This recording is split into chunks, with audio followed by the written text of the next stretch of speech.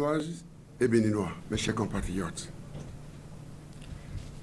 après les événements de 2012 et 2013, j'ai pardonné. J'ai réellement pardonné. Et mon pardon est définitif et irréversible. Je le jure, au nom de la République. J'ai assumé le pouvoir d'État, comme vous le savez. Je l'ai exécuté et j'en connais les rouages et les difficultés qui en sont liées. On ne peut pas les surmonter en s'éloignant de Dieu, le Père céleste, créateur du ciel et de la terre. C'est pourquoi, prouvez à toutes et à tous que mon pardon est sincère. Et pour pardonner et donner une chance au président Patrice Talon de gouverner pour le bien de notre peuple. Qu'au matin du 6 avril 2016, je lui ai offert la Bible, l'un des plus grands livres saints qui organise la meilleure gouvernance dans la société. J'espérais sincèrement qu'il en ferait un bon usage tout au long de son mandat. Le roi ne saurait s'installer indéfiniment dans les œuvres de la chair, ni s'offrir indéfiniment des droits et ignorer indéfiniment ses devoirs à l'endroit de la cité. La justice divine est implacable. Mes chers compatriotes, Béninoises et Béninois, 3 années durant, je me suis gardé de me prononcer solennellement sur la gouvernance du pays, espérant que le sursaut patriotique l'emporte sur la gestion planique du pouvoir, qui considère certains citoyens comme des citoyens de seconde zone. Ce silence est l'expression de mon choix de ne point interférer dans la gestion de mon successeur, mais d'observer. Aujourd'hui, mes chers compatriotes, au regard de la gouvernance imposée à notre peuple, des nuisances de tout genre qu'elle induit, et singulièrement la crise politique que subit actuellement notre pays, c'est un devoir patriotique et de salubrité nationale de rompre la réserve dans laquelle j'avais choisi de me murer en dépit des provocations et humiliations dont ma famille biologique et politique et moi-même continuons de faire l'objet. Cette gouvernance permanente de musulmans et de provocation instaurée depuis 3 années est montée crescendo avec le vote de la loi sur la charte des partis politiques et le code électoral. Nonobstant la désapprobation par la majorité d'entre vous de ces lois exclusives et génératrices de conflits, le pouvoir en place n'a eu cure de vos protestations et a poursuivi allègrement l'escalade. Nous voilà aujourd'hui, chers compatriotes, dans une situation inédite. Dans notre pays, notre cher pays, où une bonne frange de la population est privée de son droit de libre choix, étant entendu que les candidats qu'elle soutient sont purement et simplement exclus de la compétition électorale par le chef de l'État. Cette crise que traverse notre commune patrie est une première depuis la fin de notre historique conférence des forces vives de la nation de février 1990. Pour la première fois, sous le renouveau démocratique, sont qualifiés à prendre part aux élections législatives deux listes de la même obédience politique et créées par le chef de l'État. Cette situation inédite, mes chers compatriotes, dans l'histoire politique de notre pays et même en Afrique, notre cher continent, a ému la communauté internationale qui a successivement dépêché une délégation de la Commission de la Communauté économique des États de l'Afrique de l'Ouest, la CEDEAO, le représentant du secrétaire général des Nations Unies et une délégation de l'Organisation internationale de la francophonie au chevet de notre démocratie menacée.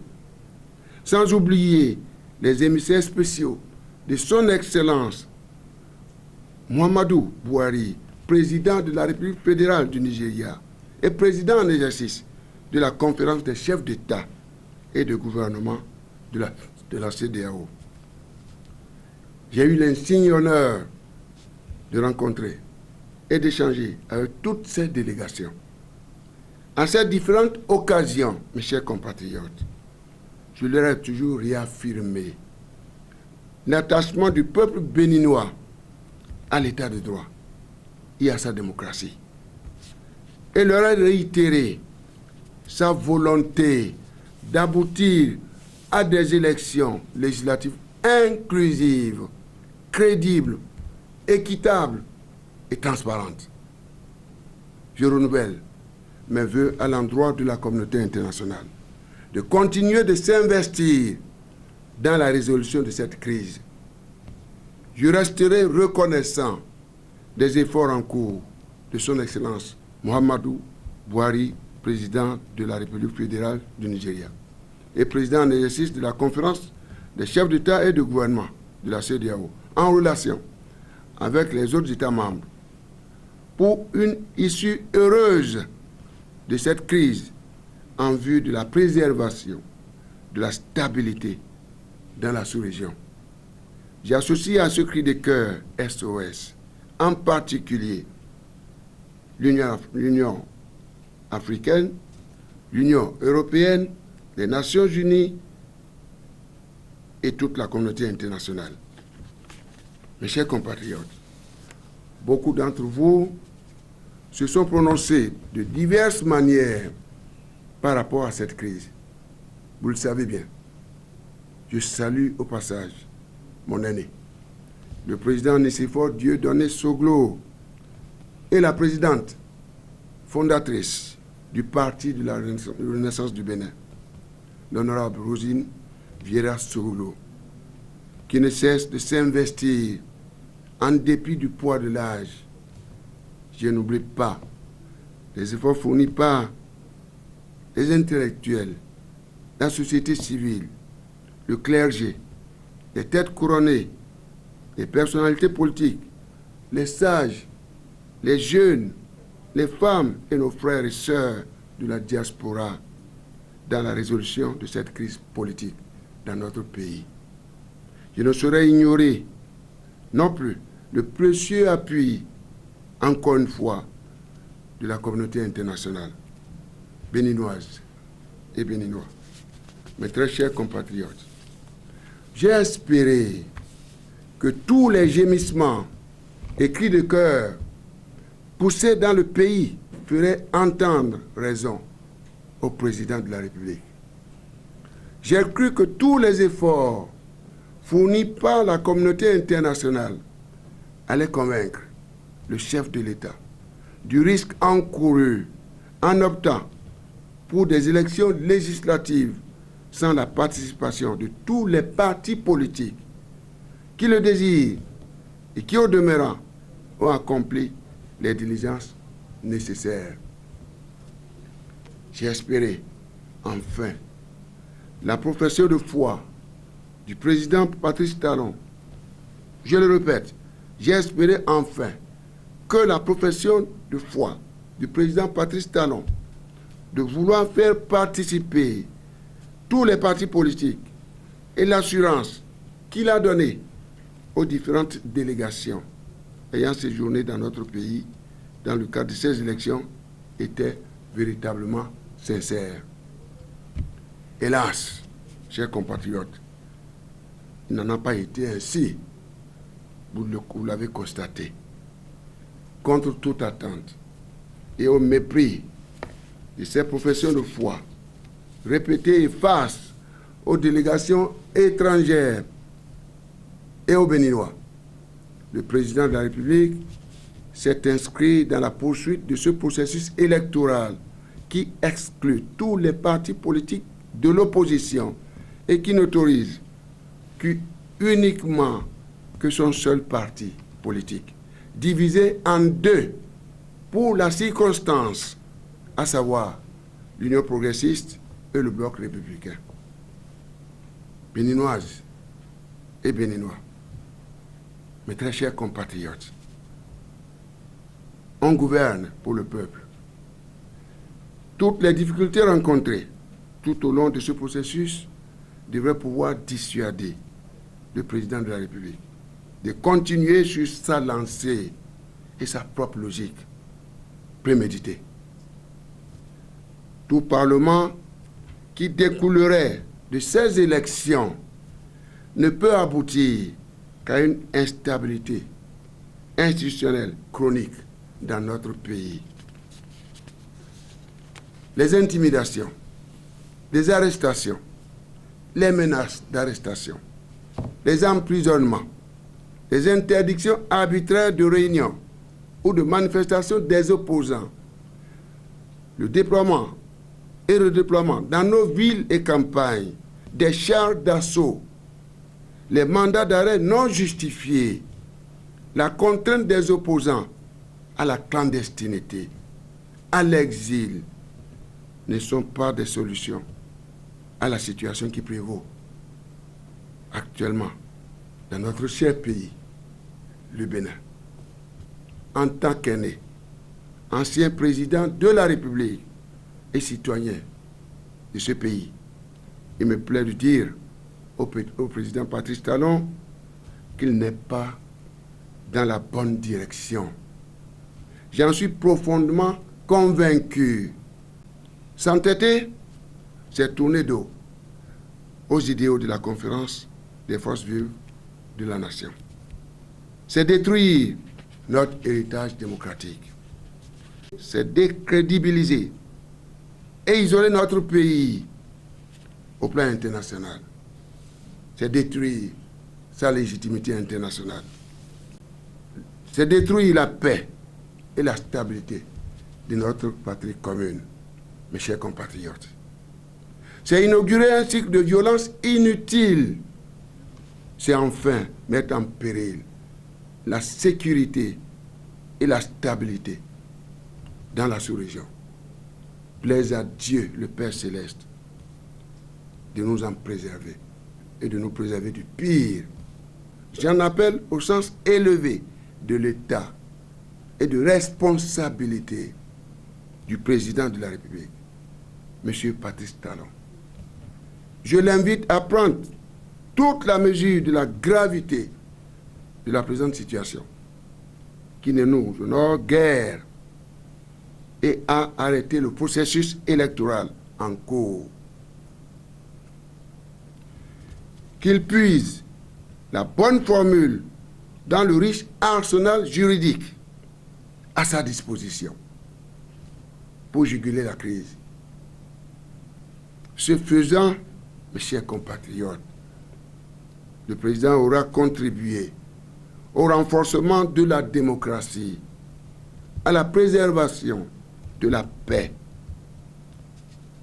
aura réussi à éviter des lendemains douloureux, véritablement douloureux à notre peuple. Toute réforme, chers compatriotes, et ajustements sont nécessaires. Et j'en conviens, pour tenir compte des mutations qui affectent notre pays, notre sous-région et notre planète. Leur réussite passe cependant par une gestion participative et leur capacité à profiter à tout le monde et non à un clan. L'autorité de l'État, chargée de la mise en œuvre de ces réformes, pour être audible, passe par l'exemplarité au sommet de l'État. La bonne gouvernance participative et permanente ne peut qu'impulser la transformation politique, économique, sociale, structurelle et radicale de toute société. Mes très chers compatriotes, j'en appelle également au professionnalisme des forces de défense et de sécurité que je connais bien,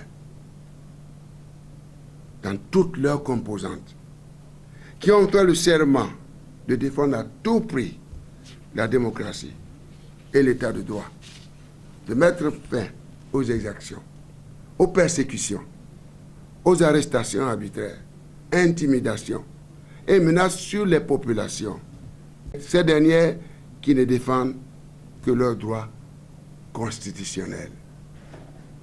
Ne nous trompons donc pas de cible, chers compatriotes.